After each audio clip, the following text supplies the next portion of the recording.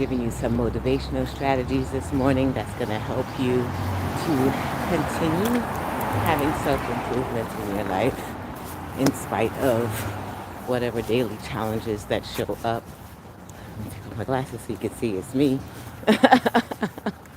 So I am coming from Brooklyn, New York, and taking a walk in between my schools and thinking about how today is World Autism Day. I'm an autism mom, and some strategies and motivational tools I've helped my clients, I've used myself, I've helped with thousands, and most importantly, I've helped my son who is 18 and also on the autism spectrum. And these are things that he continues to use each day, which has demonstrated in how he is at the capacity now where he is more independent. He's helping himself to navigate through challenges, and he's using these same exact strategies that I've shared with him since he was young. So let's talk about it. The first thing is self-respect. Understanding that you have to have that ability to see your strengths. You have to have that ability to see what makes you amazingly unique throughout the day. And you got to keep tapping back into the space because as challenges show up, as things come and derail you off plan, it may cause you to really lose respect in yourself, right? Especially if others may put you down because you're different, if others are looking at you, especially kids, teenagers. But you know what happens as adults, right? Adults, we have this stigmatism in which somehow everyone is still expected to be the same. Somehow everyone is still expected to show up saying that success is being based on money, success is being based on accolades. And that's not what success is. Actually, success varies for each person. Now, for Zachary, we had to help him to determine what was his different levels of success. Hey, how are you? Please make sure you're subscribed and following. Hopefully this will help you to get some self-improvement into your day and beyond. And one of the things that we spoke to him a lot about was owning his greatness, owning the things that made him amazingly unique. He had um, he had an incredible memory. He also had a beautiful voice. He also had the things that made him stand out in the crowd. And also things that I say that I love the way that he could light up the room and learn to go. So when we stop to think about ourselves, stop to think about ourselves and what makes us great, what makes us unique, what makes us stand out in the crowd, and it helps us to understand that we don't have to compare to others. And through that aspect, we begin to gain more respect for ourselves. Once we gain more respect for others, it then attracts others to have more respect for us. So it's a combining space of owning our uniqueness, owning our greatness, and owning the things that we have. You're not understanding what I'm saying? Can you understand now? I think I was next to something that was making some noise. So let me know if you can understand now. If not, I can come off the headphones. Let's try this and see if this helps. Does this help? Let me know if this helps. Oh yeah, I was standing next to something that was making a lot of noise. Welcome to New York. Welcome to New York, where sometimes things are super quiet and then you could get started and things get super noisy. But it's okay, we keep going through it. Just let me know if it's better now. And what I shared was my special technique and strategies that I share with my son who's on the autism spectrum. I share with my clients on how to keep your own self-respect, how to nourish your self-respect, and how when we continue to celebrate our uniqueness, right? Sometimes. I found this space with fresh air. Well, it's not always fresh air. When we continue to work on ourselves and navigate through spaces and remind ourselves of what makes us unique, what makes us great, what makes us stand out from the crowd, and we uplift our own selves, then because we can't really depend on others for this aspect. And this is the part I needed my son to understand. Like you can't rely on others. You can't expect it from anyone else. Why I said self-growth, self-respect, and self-improvement is because this is the work that we have to do with ourselves. You can't even, oh yeah, oh, that's tough. There's some places in New York you can't open our windows for.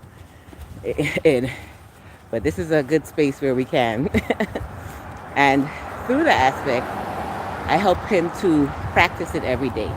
So I want you to practice this every day. Practice modalities and ways that you can embrace your own greatness in yourself. You can embrace your own uniqueness, embrace what others look up to you for, embrace your own light in every space that you enter. As you begin to embrace you, yeah, respect for yourself grows, and others will start to have more respect for you. And if they don't, that's still on them, because what's most important is your own respect for yourself. Thank you, appreciate it. Please make sure you're following, subscribe, and share it out with someone else. They may need to hear the message. It's a little motivation to keep you guys going in the midst of the challenges so that you can continue to lean on yourself. You can continue to have your own self-growth, and you can continue to take one step at a time, practice it each day, and there is where your own self-improvement will happen. Not relying on others, but using others as guides, right? Having this as the guide to help you to navigate through the day. Not only expecting that others have to make you feel better. So one thing I had to learn was making sure that I am in charge of how I feel. I'm in charge of my emotions. I'm in charge of my feelings, and helping Zachary to understand that, because it's so easy to blame other things around you. It's so easy to say that there are other things and other people are the reason why you may not show up the way that you should. But own your own feelings, own your own emotions, and own your ability to shift through those emotions so that you can see your own greatness within. The hardest times to do it are during the most challenging moments. So we want to practice this when it's not the challenging moments. Let me put this back on. Oops. Yeah, we want to practice it when it's not challenging, because if you wait for the most, if you wait for the most challenging moments, then it's going to be hard to practice, because by then you're down the spiral. But if you do it during the quiet moments, if you practice owning your greatness every day, identifying your strengths, owning your uniqueness, the same tools I gave in my Amazing Gift, The Journey to Autism Acceptance. It's a book that's on Amazon. If you go and you see it and you navigate through these 10 tips, you begin to own your own and gain your own self-respect through that practice of motivating yourself every day, self-motivation. Practice it every day, not waiting for others. Then you begin to see your own self-growth. You begin to see your own self-improvement. And the beautiful thing now is looking back at Zachary and seeing his growth, looking back at him and seeing him being able to practice his own strategies, practice it over and over, reminding himself that he has the ability, just like how you have the ability to shift what's happening around you. You have the ability to elevate your own respect. You have the ability to navigate it through. Oh boy, that's a whole different story. I don't even want to get into that, sir. I'm trying to motivate. I'm not trying to take away anyone's shine today. I want to help you to gain some respect in yourself. I have to help myself to continue leaning on what makes me phenomenal, being able to show up and shine some light. The things that are darkness, I try to stay away from, and I try to keep bringing my light, because especially as political things change around you, environmental things change around you, life things change around you, it can mess up your whole mood. You begin to feel that there's a lack of respect for you, and it can slow down your growth.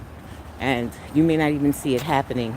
So you, we, me, you, we have the ability to shift into a space with brighter light and to help others to shift into that space. So when it comes to the topics that are super heavy, I leave that alone. I leave that for the ones who have more information. I just try to motivate folks to push through each day, to find their own strength, to find their own inner greatness, so that they don't allow the negativity in the world to throw them off. Okay? So that's what I'm here for. I hope you received this message today. And if you do and have any questions, please reach out. Happy World Autism Day. We're walking another block. Happy World Autism Day. Today is the day to shine your light. I have a nonprofit, Smart Fit Fam, where we help other families with kids with autism and special needs to learn more about wellness, fitness, and nutrition. So every Wednesday, we will be in our Zoom room sharing different strategies and tips to help families, just like how I've helped mine, or my family has helped me, and then we have then helped other families around to navigate challenges, the daily challenges that come with it. Absolutely use the same strategies in motivating yourself in your studies. You got to be able to see your own strengths. Like, we always pinpoint the things that we're not doing well. It's so easy to see the bad. It's so easy to see the weaknesses of, oh my gosh, this may be a tough class. Zachary experiences it every time. He had to take Regents, and he had to pass 5 of them in order to get his high school diploma, which thank goodness he's going to be getting this year.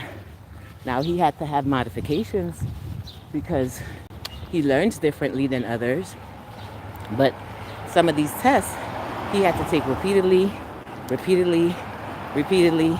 and you know that is not fun if you have to take the same class over and over and over again. So for those of you who have strengths, who have the ability to do better, to navigate through your studies, to read, you don't understand what strengths you have. My son, he tries to navigate his own reading, his own comprehension. His comprehension is years behind, but he uses all of his skills, all of his strengths, his memory, his ability to try and put things together to do the best he can. And that's all I ask him is, baby, all I want you to do is do the best you can. And he would go out there and he would try. He would take those tests. He would be anxious. He would be really hard on himself. And I told him, I just need you to try. I need you to go in there, give it your best, try your hardest, and whatever score you get, we'll be okay with it because I know you tried. And if we don't meet that passing grades, I don't want to set him up for failure to make him think because he tried he's going to pass. But if he keeps trying and keeps trying and keeps trying, and there's some class tests he had to take about 3 times, then he's able to show his own growth, his own improvement. That's where his self-respect came from. So even though he may not have the high scores everyone else has, and that's when I say success is not only based on a number, success is based on your level of trying. Success is based on your tenacity. Success is based on your resilience. And that is where your respect comes from. Continue trying and trying and trying. So that's my motivation for you out there. For those who have to take tests, those who are not great test takers, I know the world. I've lived the world. And you got to be resilient. You got to find your strengths. You got to step and use your strengths and keep moving forward. I hope this was exactly what you needed to hear at this exact right time. I just wanted to come and pour into you World Autism Day and share with you simple strategies that you can use to gain, improve, respect, your growth, and have more self-love. All right, catch you guys later. Be well, and don't forget to subscribe and follow.